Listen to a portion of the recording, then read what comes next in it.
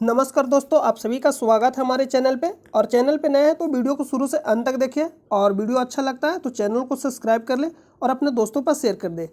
अगर आप इसका पीडीएफ चाहते हैं तो टेलीग्राम चैनल से ज्वाइन हो जाइएगा, जिसका लिंक आपको वीडियो के डिस्क्रिप्शन में मिल जाएगा, या आप सर्च करिएगा स्टडी लिंक पीडीएफ, वहाँ से भी आप पीडीएफ को वहाँ से भी आप पीडीएफ डाउनलोड कर सकते हैं टेलीग्राम चैनल ज्वाइन होकर।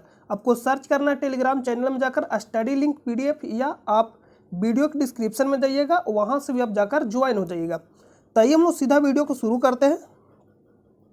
आज का जो पहला प्रश्न है, ICC cricket hall of fame में शामिल होने वाले छठा भारतीय क्रिकेटर कौन है?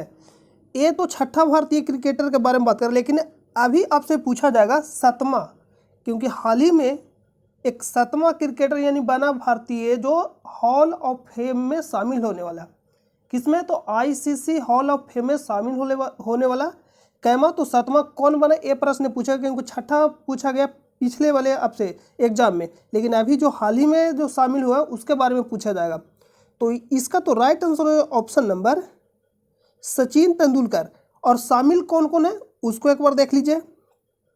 तो आईसीसी हॉल ऑफ फेम में फेम लिस्ट तो आप यहाँ देख सकते हैं, बिशन सिंह बेदी पहले भारतीय, कपिल देव इन्हीं की कप्तानी में पहला वर्ल्ड कप भारत जीता, सुनील गावस्कर, अनिल कुंबले, राहुल द्रविड़, सचिन तेंदुलकर ये छठे भारतीय थे।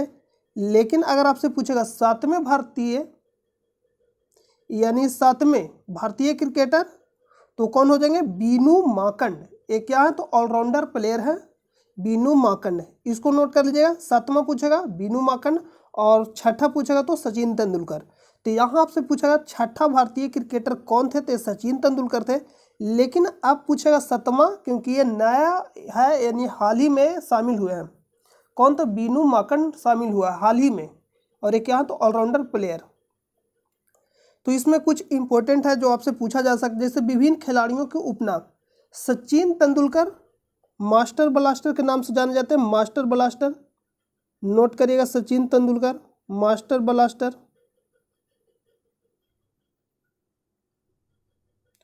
नेक्स्ट है मेजर ध्यानचंद, हॉकी के जादूगर यानी हॉकी का जादूगर। नेक्स्ट है पीटी उषा, मोस्ट इंपोर्टेंट है उड़न परी। उड़न परी के नाम से कौन जानी जाती है? पीटी उषा। नेक्स्ट है सौरव गांगुली। सौरव गांगुली को हम लोग क्या बोलते हैं? दादा। तो इसको नोट करिए। मिल्खा सिंह फ्लाइंग सिख, और फ्लाइंग सिख दिया था किसने? तो पाकिस्तान के पूर्व राष्ट्रपति के द्वारा दिया गया था। फ्लाइंग सिख के नाम से कौन जाने जाते हैं? मिल्खा सिंह। फ्लाइंग सिख मिल्खा सिंह। शोएब अख्तर, शोएब अख्तर को क्या कहा जाता है? Rawalpindi express. Rawalpindi express, Rawalpindi express.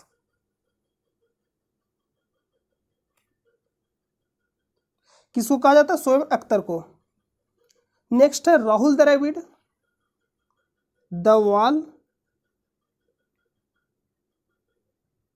Sunil Gavaskar, Sunil Gavaskar. Sunny बोलिए या little master, little master. Sunil Gavaskar. Virender Sehwag, Multan का सुल्तान, मुल्तान का सुल्तान। तो हम एक बार इसको रिपीट करते हैं। सातवां भारतीय पूछेगा आईसीसी हॉल ऑफ फेम में शामिल होने वाला बीनू माकंड, और छठा कौन था? सचिन तेंदुलकर। सचिन तेंदुलकर को उपनाम मतलब क्या है? तो master blaster. Major Dhyan Chand hockey के जादूगर के नाम से जाने जाते हैं। इन्हीं के जन्म दिवस पे क्या माना जाता है? खेल दिवस। और पीटी उषा उड़न परी, सौरभ गांगुली दादा, मिल्खा सिंह फ्लाइंग सिख, शोएब अख्तर रावलपिंडी एक्सप्रेस, राहुल द्रविड़, दव्वाल, सुनील गावस्कर, सनी या लिटिल मास्टर, वीरेंद्र सहवाग, मुल्तान का सुल्तान। तो इसका राइट आंसर क्या हो जाएगा? छठा भारतीय तो सचिन तेंदुलकर और सातवां विनू माकन। नेक्स्ट प्रश्न है, नेक्स्ट भारत के नियंत्रक एवं महालेखा परीक्षक CAG का सामान्य कार्यकाल कितने वर्ष का होता है? 6 वर्ष या 65 दिन? 6 वर्ष या 65 दिन? इसको नोट करिएगा, 6 वर्ष या 65 दिन, यानी जो आगे पूर्जा। और ये आर्टिकल कौन सा है CAG का? 148। किस अनुच्छेद में? 148। तो इसका राइट आंसर क्या हो जाएगा? Option number D. तो इससे रिलेटेड और भी पूछा जा सकता है, जैसे वो पूछ लेगा लोकसभा या राज्यपाल पूछ लेगा विधान परिषद। तो राज्यपाल का कितना होता है? मिनिमम 35 वर्ष होना चाहिए, यानी बनने के लिए राज्यपाल। और कार्यकाल कितना वर्षों का होता है? 5 वर्षों का। और विधानसभा के लिए मिनिमम 25 वर्ष होना चाहिए आपका एज, और कार्यकाल कितना होता है? 5 वर्ष। और पंचायत के लिए यानी पंचायती चुनाव लड़ने के लिए मिनिमम 21 वर्ष, और कार्यकाल कितना का होता है? 5 वर्ष का। और आपको बताना है महाअधिवक्ता किस अनुच्छेद में है, या संविधान में इसके बारे में उल्लेख है या नहीं, और अगर उल्लेख है तो किस अनुच्छेद में? ये आपको बताना महाअधिवक्ता के बारे में। नेक्स्ट प्रश्न है, नेक्स्ट भारत के किस राज्य को लुढ़कती पहाड़ियों की भूमि के नाम से जाना जाता है? Mizoram. Option number C, Mizoram right हो जाएगा। तो इसको देख लीजिए, इसका लोकेशन का आप यहाँ देख सकते हैं, ये आपका हो जाएगा मेघालय का मिजोरम। ये मिजोरम का हो जाएगा, देखिए यहाँ मिजोरम। तो मिजोरम बांग्लादेश से सीमा साझा करता है या नहीं? तो करता है, इसको नोट कर लीजिएगा। और यह 7 सिस्टर में आता है। तो 7 सिस्टर में कौन कौन सा राज्य आता है? जैसे में अरुणाचल प्रदेश, नागालैंड, मणिपुर, मिजोरम, त्रिपुरा, असम, मेघालय। 7 सिस्टर कहने का मतलब 7 राज्य। तो जितना भी पूर्वोत्तर भारत के जो 7 राज्य है 7 सिस्टर के नाम से जाना जाता है। तो कभी कभी ये भी प्रश्न पूछ लेता है शामिल है या नहीं, कौन सा राज्य शामिल है या नहीं। तो सिक्किम का आप ध्यान दीजिए, क्योंकि सिक्किम आप कंफ्यूज हो सकते हैं, तो आप इसको ध्यान दीजिएगा 7 सिस्टर में शामिल नहीं है। तो नेक्स्ट है, तो इसका राइट आंसर होगा ऑप्शन नंबर सी। नेक्स्ट है, PMY की सब्सिडी को चैनलाइज करने के लिए इनमें से किस केंद्रीय एजेंसी को चुना गया? तो जिसका नाम क्या है? NHB। NHB का फुल फॉर्म क्या होता है? तो फुल फॉर्म से ही पता चल जाएगा। तो इसका फुल फॉर्म क्या होता है? इसका फुल फॉर्म होता है national housing bank. National housing bank इसका फुल फॉर्म होता है। तो किसको चुना गया? NHB।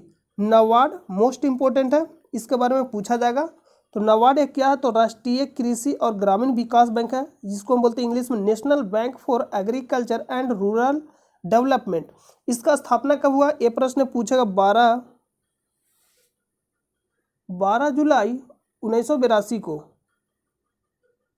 इसका स्थापना कब हुआ था? 12 जुलाई 1982 को। मुख्यालय का मुंबई।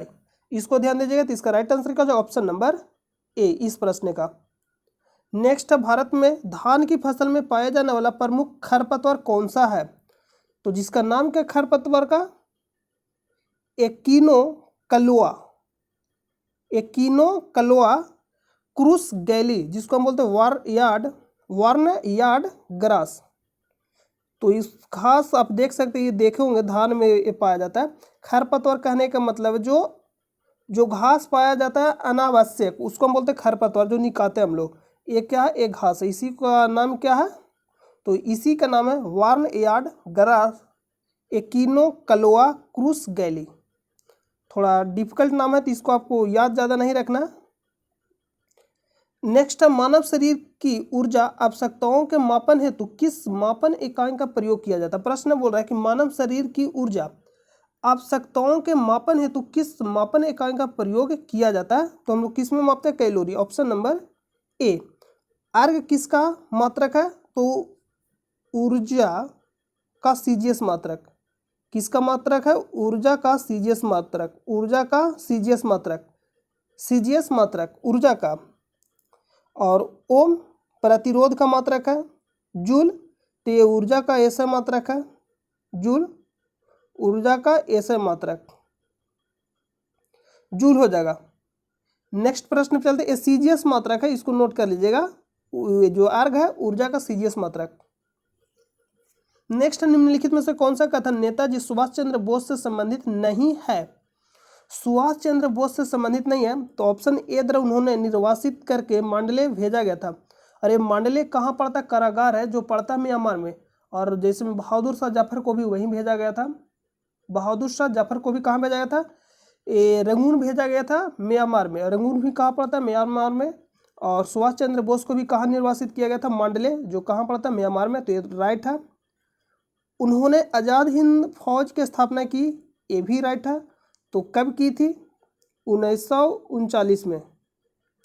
यह संविधान के मसौदा समिति के सदस्य थे। तो ये ऑप्शन सही लग रहा, सदस्य नहीं थे। कौन? तो सुभाष चंद्र बोस। ऑप्शन नंबर ए सी जो हो जाएगा गलत हो जाएगा, तो गलत ही चुनना था, तो ऑप्शन नंबर सी राइट हो जाएगा इसका आंसर, यानी गलत चुना तो ऑप्शन नंबर क्या हो जाएगा? सी। उन्होंने असहयोग आंदोलन 1921 में भाग लिया। और असहयोग आंदोलन कब शुरू हुआ था? 1 अगस्त 1920 को। और इसको वापस कब लिया गया था? 1922 को। क्यों? क्योंकि 5 फरवरी 1922 को चौरी चौरा कांड होता है, जिसके कारण से असहयोग आंदोलन को वापस ले लिया जाता है गांधी जी के द्वारा। तो इसका right answer option number C. Next है, चेंजिंग इंडिया नामक पुस्तक में किसके कार्यों का वर्णन किया गया? तो चेंजिंग इंडिया किसके द्वारा लिखा गया? Doctor Manmohan Singh. Option number C right हो जाएगा। तो नेक्स्ट प्रश्न पे चलते हैं। नेक्स्ट है, कंप्यूटर और नेटवर्किंग के संदर्भ में WAN का पूरा नाम क्या है? तो इसका नाम है वाइड एरिया नेटवर्क। इसका नाम क्या? Wide area network. Full form आपसे सीधा प्रश्न पूछ रहा है, तो नेटवर्क तो ये आप समझ रहे, कंफर्म होगा, तो वाइड एरिया नेटवर्क। इनमें से कौन गोल्डमैन पर्यावरण पुरस्कार, जिसको बोलते हैं ग्रीन नोबेल पुरस्कार, विजेता नहीं है? आपसे प्रश्न पूछ रहा विजेता नहीं है, तो सबसे पहले आपको ये मालूम होना चाहिए कि विजेता कौन कौन है। तो गोल्डन मैन पर्यावरण पुरस्कार, गोल्डन मैन पर्यावरण पुरस्कार, यहाँ गोल्ड लिखा गया, यहाँ पे गोल्डन नहीं होगा, गोल्ड मैन पर्यावरण पुरस्कार, इसे ग्रीन नोबेल पुरस्कार के नाम से भी जाना जाता है। तो इसमें शामिल कौन कौन है भारतीय? तो इसको एक बार नोट कर लीजिए, पूछा गया प्रश्न है। तो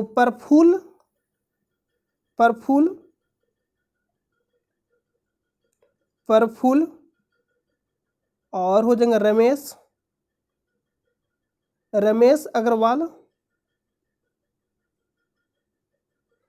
अग्रवाल, राशिदा बी,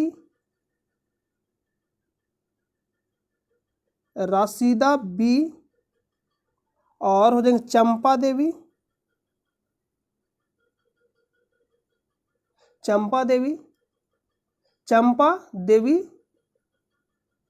MC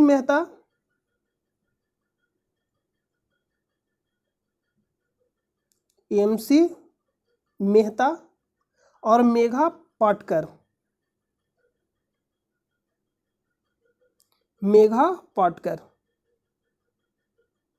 ये शामिल है किसमें? तो ग्रीन नोबेल पुरस्कार यानी पाने वाला विजेता है, ये सब शामिल है। चंपा देवी शुक्ला यहाँ पे लिख सकते हैं, चंपा देवी शुक्ला। तब पूरा नाम भी लिख सकते हैं चंपा देवी शुक्ला, ये आप चंपा देवी ही याद रखिए। तो ये सब शामिल है। प्रफुल्ल समांतरा पूरा नाम है इनका, रमेश अग्रवाल, राशिदा बी, यहाँ पे बी लिख लीजिएगा, राशिदा बी, चंपा देवी शुक्ला, MC मेघा और मेघा पाटकर। तो इसका राइट आंसर क्या हो जाएगा? मेघा पाटकर शामिल है, चंपा देवी शुक्ला भी शामिल है, रमेश अग्रवाल भी शामिल है। आप यहाँ देख सकते हैं रमेश अग्रवाल, चंपा देवी शुक्ला और मेघा पाटकर, ये तीनों शामिल है। लेकिन पूछा कौन शामिल नहीं है? तो ऑप्शन नंबर डी, वंदना शिवा। नेक्स्ट है, हिमाचल प्रदेश का संस्थापक किसे माना जाता है? हिमाचल प्रदेश का संस्थापक तो किसको मानते हैं हम लोग? डॉक्टर यशवंत सिंह परमार को। ऑप्शन नंबर डी राइट हो जाएगा। निम्नलिखित में से कौन सा कंप्यूटर हार्डवेयर एवं सॉफ्टवेयर को प्रबंधित करने के लिए प्रयुक्त एक ओपन सोर्स ऑपरेटिंग सिस्टम है, जिसका नाम क्या है? लिनक्स। लिनक्स, जिसका नाम क्या है? लिनक्स। आप इसको सर्च करिएगा गूगल पे तो इमेज आ जाएगा, वहां आप देख सकते हैं लिनक्स। नेक्स्ट है, भारतीय संविधान का कौन सा अंग जर्मनी के संविधान से प्रेरित है? यानी आपको बताना भारतीय संविधान का कौन सा अंग जर्मनी के संविधान से प्रेरित है, यानी वहां से लिया गया है। तो ऑप्शन नंबर सी, आपातकाल के दौरान मौलिक अधिकारों का निलंबन, ये कहां से लिया गया? तो जर्मनी के संविधान से। तो पूछेगा प्रश्न कौन कौन सा लिया गया संविधान के स्रोत, तो कुछ इंपॉर्टेंट है उसको एक बार देख लीजिए। जैसे में मौलिक अधिकार, राष्ट्रपति पर महाभियोग की प्रक्रिया, राष्ट्रपति में संघ की कार्यपालिका, ये सब कहां से लिया गया? तो ये सब सभी कहां से लिया गया? अमेरिका यानी यूएसए। अगर पूछे मौलिक अधिकार कहां से लिया गया? यूएसए। इसको नोट कर। आपातकालीन उपबंध अभी तुरंत आपको बताइए कहां से लिया गया? जर्मनी। ये कहां से लिया गया? जर्मनी। मूल कर्तव्य कहां से लिया गया? पूर्व सोवियत संघ से, यानी रूस भी ऑप्शन दे सकता है। पूर्व सोवियत संघ, रूस, पूर्व सोवियत संघ, ये हो जाएगा मूल कर्तव्य, पूर्व सोवियत संघ। नेक्स्ट है संसदीय प्रणाली, ये कहां से लिया गया? संसदीय प्रणाली हो जाएगा एकल नागरिकता, द्विसदनीय, ये सब सभी कहां से लिया गया? ब्रिटिश यानी ब्रिटेन भी बोल सकते हैं। कहां से हम लोग ब्रिटेन इसको कर लेंगे?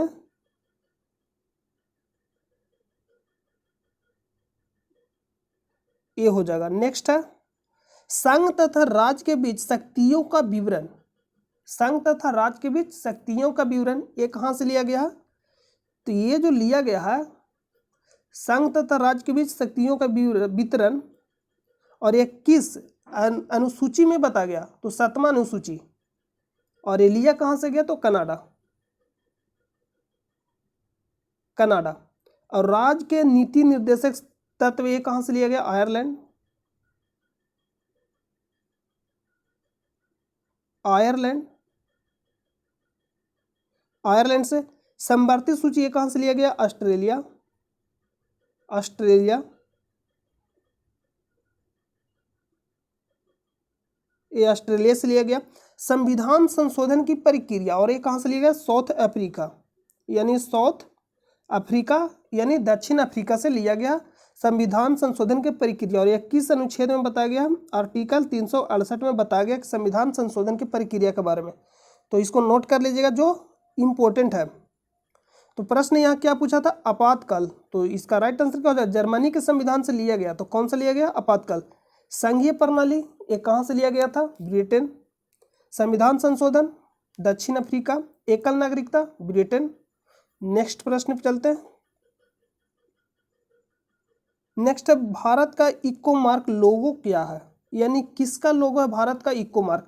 अरे ये जो इको मार्क है क्या दर्शाता है? जैसे में हॉल मार्क यानी सोने का शुद्धता दर्शाता है, उसी तरह से इको मार्क क्या बताता है? तो इको मार्क बताता है कि पर्यावरण के अनुकूल कोई भी उत्पाद या कोई भी जिसमें उत्पाद हो गया वह पर्यावरण के अनुकूल है, ये बताता है इको मार्क। यानी उससे क्या होगा? प्रदूषण ये सब नहीं होगा, मतलब उससे नुकसान पर्यावरण का नहीं होगा, ये बताता है इको मार्क। और एक किसका लोगो है?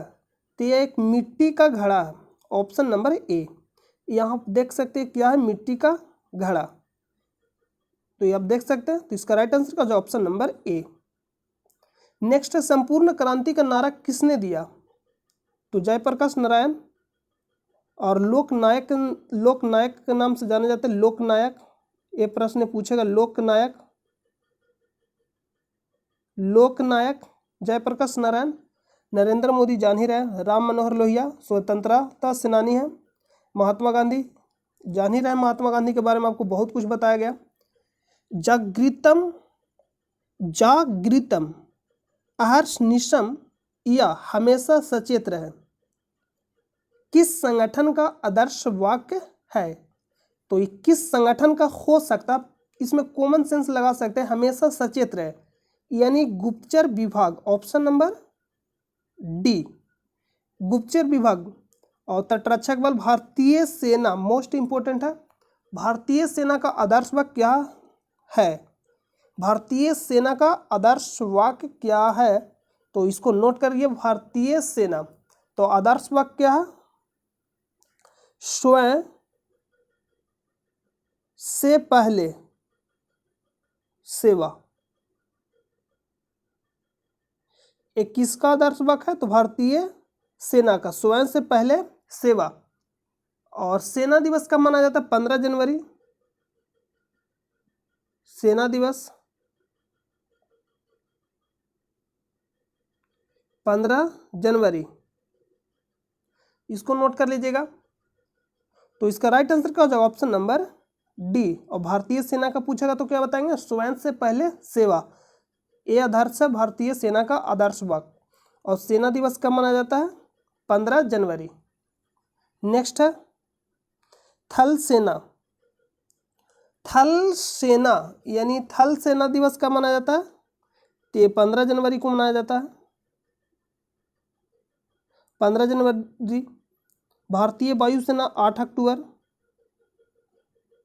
भारतीय वायुसेना 8 अक्टूबर। भारतीय थल सेना दिवस 15 जनवरी। देखिए वही यहाँ लिख दिया गया थल सेना दिवस, तो कब हो जाएगा? 15 जनवरी।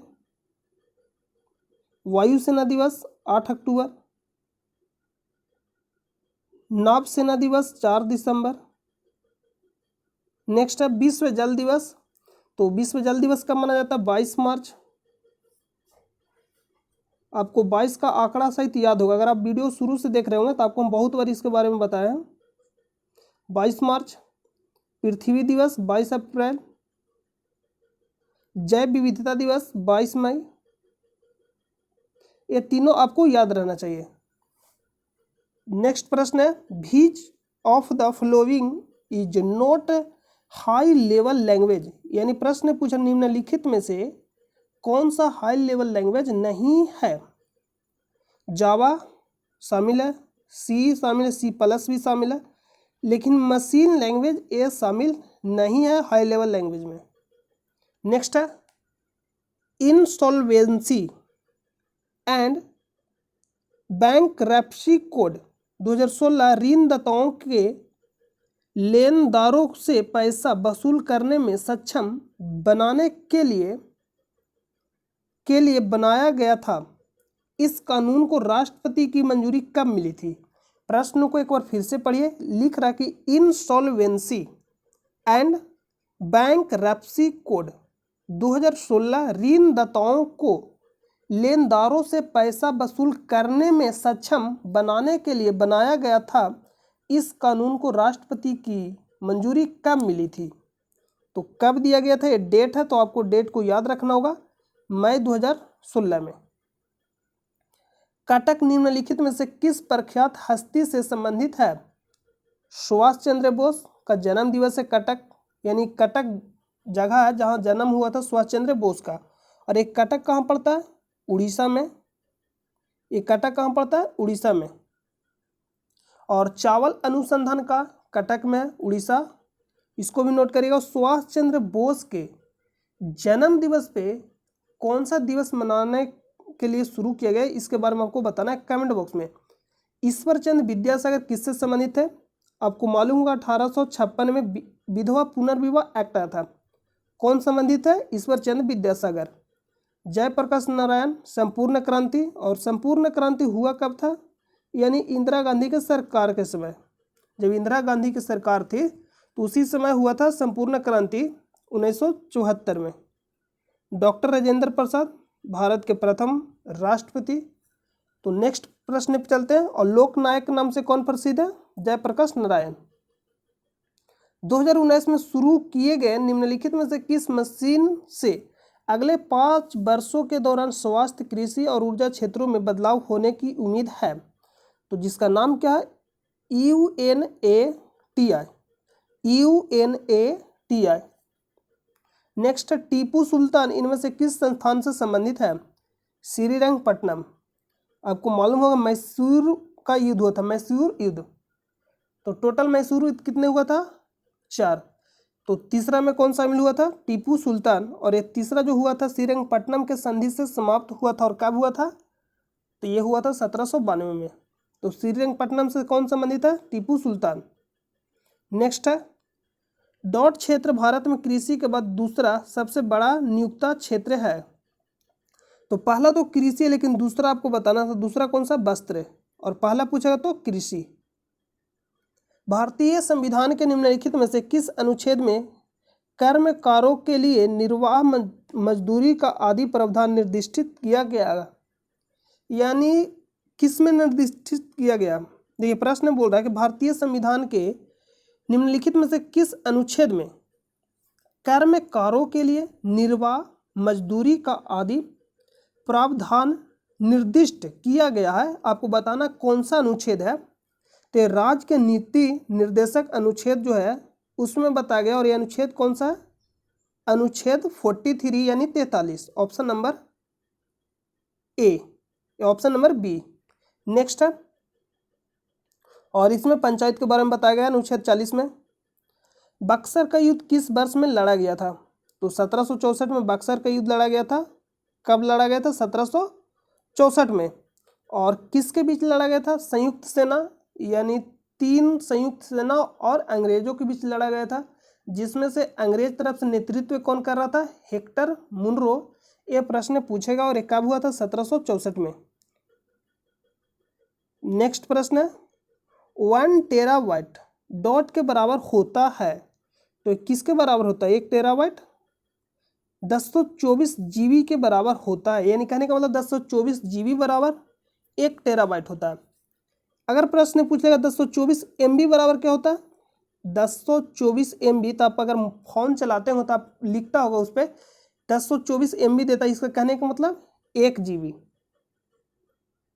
1 GB 1024 MB बराबर 1 GB। और 1024 KB बराबर क्या होता है? 1 MB।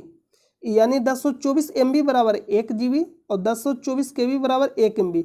यानी 1 MB जो होता है 1024 KB के बराबर होता है। 1024 KB के बराबर होता है। और जो 1024 MB होता है वो 1 GB के बराबर होता है। और 1024 PB एक कितने के बराबर होता है? 1024 PB। तो 1024 टेराबाइट के बराबर होता है PB। तो आपको ज़्यादा याद नहीं रखना। 1 MB बराबर कितना होता है? 1024 KB। 1 GB बराबर कितना होता है? 1024 MB। और 1 टेराबाइट बराबर कितना होता है? 1024 GB। तो इसका राइट आंसर का जो ऑप्शन नंबर डी। अगर आप फोन चलाते हो तो आप ध्यान से उसमें देखिएगा, लिखता है कि 1 GB बराबर 1024 MB और 1024 KB बराबर 1 MB। यानी 1 GB बराबर 1024 MB और 1024 KB बराबर 1 MB। GB MB यानी GB अगर नहीं बोलते 1 GB डेटा देता है, इसका कहने का मतलब 1024 MB देता है। और 1024 KB कहने का मतलब 1 MB। नेक्स्ट प्रश्न पे चलते हैं, यांत्रिक ऊर्जा को विद्युत ऊर्जा में रूपांतरित करने के लिए कौन से उपकरण का उपयोग किया जाता है? डायनमो। अगर आप डायनमो से नहीं समझ रहे तो आप जनरेटर से समझ सकते हैं। तो जब भी इस तरह का प्रश्न पूछे तो आपको कुछ नहीं करना, बस सोचना है। सोचना क्या है? जैसे में अगर विद्युत बल्ब पूछेगा तो विद्युत बल्ब मतलब क्या करता है? तो हम लोग इसको देते हैं विद्युत धारा, यानी विद्युत धारा यानी विद्युत ऊर्जा। और ये देता हमको क्या? तो प्रकाश देता। और अगर उसको बल्ब को टच करिएगा तो हीट रहता है, यानी ऊष्मा जनरेट करता है। तो विद्युत ऊर्जा को प्रकाश ऊर्जा और किस में चेंज करता है? ऊष्मा में। यानी विद्युत ऊर्जा को प्रकाश ऊर्जा और ऊष्मा ऊर्जा में चेंज करता है विद्युत बल्ब। तो इस तरह से आपको सोचना है। डायनमो अगर बोलेगा तो डायनमो कहने का मतलब जनरेटर, और जनरेटर क्या करता है? यांत्रिक ऊर्जा को विद्युत ऊर्जा में कन्वर्ट करता है। तो ऑप्शन नंबर क्या हो जाएगा? सी। नेक्स्ट प्रश्न पे चलते हैं। इसी तरह से आपको सोचना है, जब भी इस तरह का प्रश्न पूछेगा इनमें से कौन सी राशि सदिश नहीं है? सदिश नहीं कहने का मतलब क्या होता है? जिसमें केवल परिणाम हो, और जिसमें परिणाम और दिशा दोनों, उसको क्या बोलते हैं? सदिश राशि। और सदिश नहीं कहने का मतलब अदिश है। यहाँ बोला सदिश नहीं है, तो अदिश राशि कौन है? शक्ति। बाकी त्वरण भी क्या है? सदिश राशि है। विस्थापन भी सदिश है। बल अघूर्ण क्या? सदिश राशि है। और बल अघूर्ण बराबर क्या होता है? बल गुने दूरी। नेक्स्ट, निम्नलिखित में से कौन सा त्योहार फसलों की कटाई से संबंधित है? पोंगल त्यौहार। और ये मनाया कहाँ जाता है? तमिलनाडु में। और अटूकल पोंगल बोलेगा तो कहाँ मनाया जाता है? केरल में। इसको ध्यान दीजिएगा। तो जो भी क्लासिकल डांस है उसको एक बार देख लीजिए, बहुत बार आपको कराएं, लेकिन आपको याद करा देना। भारतनाट्यम क्या हो जाएगा? भारतनाट्यम ये कहाँ का क्लासिकल डांस है? तमिलनाडु। कथक तो कथक कहाँ का हो जाएगा? उत्तर भारत। कथकली केरल का हो जाएगा। कुचिपुड़ी आंध्र प्रदेश। मणिपुरी मणिपुर। मोहिनीअट्टम केरल। उड़ीसी उड़ीसा हो जाएगा। और सतरिया कहाँ का हो जाएगा? असम का। ये सब क्या है? तो क्लासिकल डांस है, इसको आप याद रखिएगा।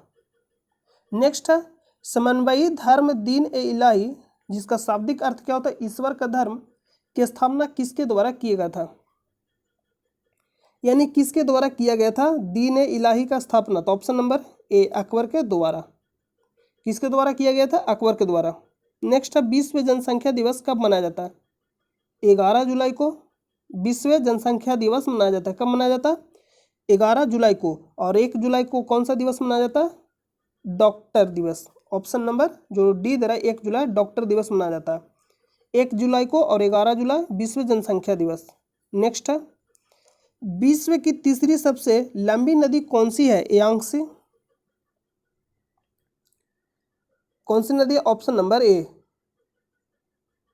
ऑप्शन नंबर ए राइट हो जाएगा। लेकिन अगर पूछ लेगा प्रथम यानी पहला, तो अगर अफवाह के दृष्टि से बोलेगा, यानी अफवाह, अगर अफवाह की दृष्टि से अगर बोलेगा तो कौन सा नदी होगा? अमेजन। जो अमेजन कहाँ बहता है? ब्राजील में। और ये निकलता कहाँ से? एंडीज पर्वत माला से निकलता है। और अमेजन कहाँ बहता है? ब्राजील में। और ये ब्राजील कहाँ पड़ता है? तो ये हो जाएगा दक्षिणी अमेरिका महादेश में पड़ता है ब्राजील। लेकिन अगर पूछेगा तो ये तो हो गया अमेजन, लेकिन नील नदी सबसे लंबी नदी है। और ये कहाँ? तो ये हो जाएगा मिस्र यानी अफ्रीका महादेश में। और तीसरी सबसे लंबी नदी तीसरी नदी ऑप्शन नंबर ए। और ये आपको कमेंट बॉक्स में बताना कि ये कहाँ पड़ता है।